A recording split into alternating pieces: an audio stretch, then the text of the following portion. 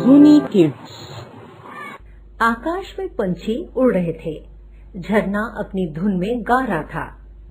हसीन कुदरत का नजारा था। गंगा नदी के तट पर एक कुटिया थी। वहां एक साधु जी रहा करते थे। वे दिन भर तप और ध्यान में लीन होकर अपना जीवन यापन करते थे। एक दिन जब साधु जी गंगा में नहाने जा रहे थे, उसी समय एक कौवा अपनी चोंच में एक चूहिया लेकर उड़ रहा था। जब कौवा साधु जी के ऊपर से निकला तो चूहिया अचानक कौवे के चोंच से छूटकर साधु जी के ऊपर गिर गई। साधु जी ने सोचा कि अगर उन्होंने चूहिया को ऐसे ही छोड़ दिया तो कौवा उसे खा जाएगा, इसलिए उन्होंने चूहिया को अकेला नहीं छोड़ा और उसे पास के पीपल के पेड़ के नीचे रख दिया और नहाने के लिए नदी में चले गए। नहाने के बाद साधु जी ने अपनी शक्तियों का इस्तेमाल करके चूहिया को एक छोटी लड़की में बदल दिया और अपने साथ कुटिया ले गए। साधु जी ने कुटिया पहुंचकर सारी बात पत्नी को बताई और कहा कि हमारी कोई संतान नहीं है, इसलिए इसे भगवान का वरदान समझकर स्वीकार करो और इसका अच्छे से लालन पालन करो। फिर उस लड़की ने स्वयं साधु जी की देखरेख में कुटिया में पढ़ना लिखना शुरू कर दिया। लड़की पढ़ने में बहुत होशियार थी। यह देखकर साधु जी और उनकी पत्नी को अपनी बेटी पर बहुत गर्व होता था।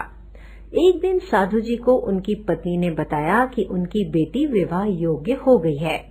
तब साधु जी ने कहा कि यह नेक बच्ची एक नेक पति की हकदार है।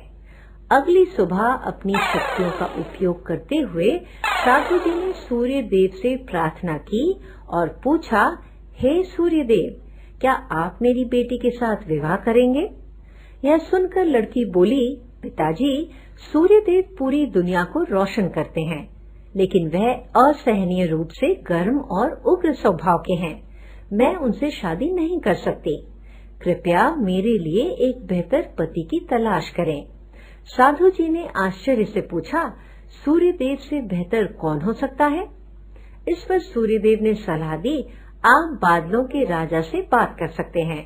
वह मुझसे बेहतर हैं, क्योंकि वह मुझे और मेरी रोशनी को ढक सकते हैं। इसके बाद साधु जी ने अपनी शक्तियों का उपयोग करते हुए बादलों के राजा के पास गया और कहा, कृपया मेरी बेटी को स्वीकार करें। मैं चाहता हूँ कि अगर बेटी की स्वीकृति हो तो आप उससे शादी करें। इस पर बेटी ने कहा, पिताजी, बादलों का राजा काला, गीला और बहुत ठंडा होता है। मैं उससे शादी नहीं करना चाहती हूँ। कृपया मेरे लिए एक बेहतर पति की तलाश करें। साधु जी ने फिर से आश्चर्य में पूछा, भला बादलों के राजा से भी बेहतर कौन हो सकता है? बादलों के राजा ने सलाह दी, साधु जी, आप हवाओं के भगवान वायुदेव से बात करें।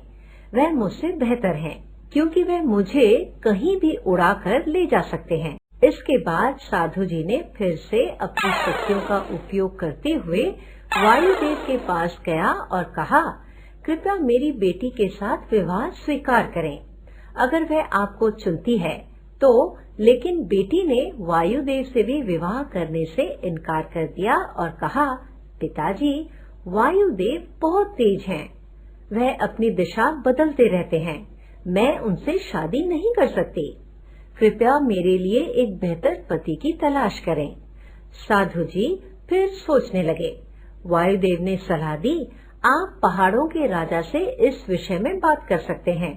इसके बाद साधु जी ने अपनी शक्तियों का उपयोग करते हुए पहाड़ों के राजा के पास गया और कहा, कृपया मेरी बेटी का हाथ स्वीकार करें।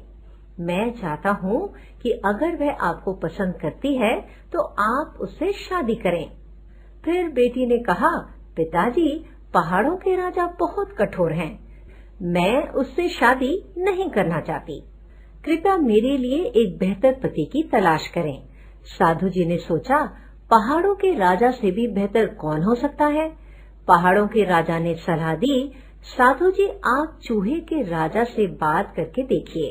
वह मुझसे बेहतर हैं, क्योंकि वह मुझ में छेद कर सकता है। आखिर में साधु ने अपनी शक्तियों का उपयोग करते हुए चूहे के राजा के पास गया और कहा, कृपया मेरी बेटी का हाथ स्वीकार करें। मैं चाहता हूँ कि आप उससे शादी करें। अगर वह आपसे शादी करना चाहे। जब बेटी चूहे के राजा से मिली तो वह खुश होकर शादी के लिए राजी हो गई। साधु जी ने अपनी बेटी को एक सुंदर चूहिया के रूप में वापस बदल दिया। इस प्रकार साधु जी की बेटी चूहिया का स्वयंवर संपन्न हुआ। कहानी से सीख, जो जन्म से जैसा होता है उसका स्वभाव कभी नहीं बदल सकता है।